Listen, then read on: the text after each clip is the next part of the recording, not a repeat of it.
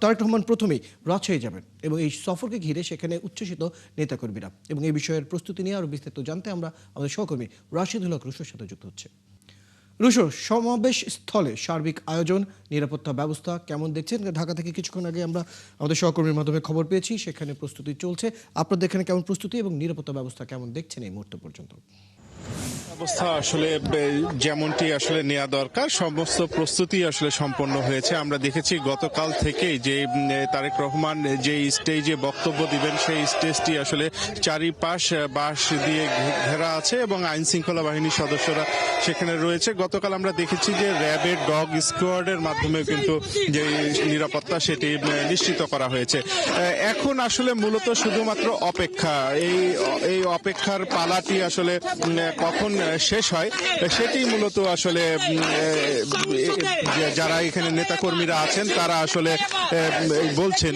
আপনি দেখতে পাচ্ছেন যে এখানে আসলে এমন উৎসাহ উদ্যাপনা ছড়িয়ে পড়েছে। আমরা একটু যদি ছোট করে যদি একটু কথা বলে নিতে চাই, আপনারা কোথা থেকে এসেছেন, কেমন অনুভূতি হচ্ছে যে 22 বছর পরে? বিসমিল্লাহির রহমানির রহিম।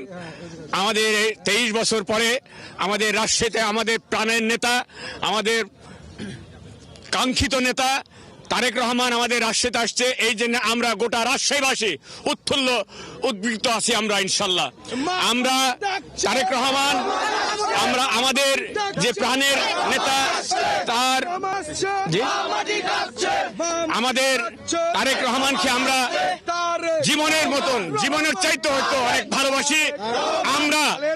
আমরা মনে করি তার যদি কিছু হয় আমরা এই বাংলার মানুষ আমরা কাউকে ছাড় দেব না।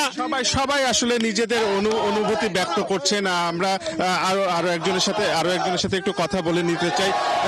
অনুভূতিটি কেমন? এই যে দীর্ঘ 22 বছর পর তারেক রহমান রাজশাহীর মাটিতে আসছে, আপনারা সকাল সকাল চলে এসেছেন, অনুভূতি কেমন? আসসালামু আলাইকুম। আমাদের অনুভূতি বলে প্রকাশ করতে পারবো না। আমাদের মনে ভাষা আছে কি তারেক রহমান 17 বছর পর আসছে এবং আমরা বাংলাদেশ জাতীয়তাবাদী দলের পক্ষ থেকে আসতে পেরেছি বলে আলহামদুলিল্লাহ। আল্লাহ কাছে হাজার শুকর যে আমাদের তারেক রহমান এবং রাজশাহী মাটিতে আসছে 17 বছর পর।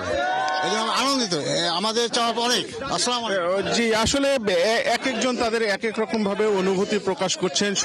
সবাই কিন্তু প্রত্যাশা তাদের যে তারা এক নজর তাদের প্রিয় নেতাকে সামনে থেকে দেখবেন। সে কারণে সকাল থেকেই কিন্তু তারা আসলে আসছেন এবং স্টেজের যতটুকু কাছে যাওয়া যায় সেই জায়গাটিতে কিন্তু তারা তাদের অবস্থান নেওয়ার চেষ্টা করছেন।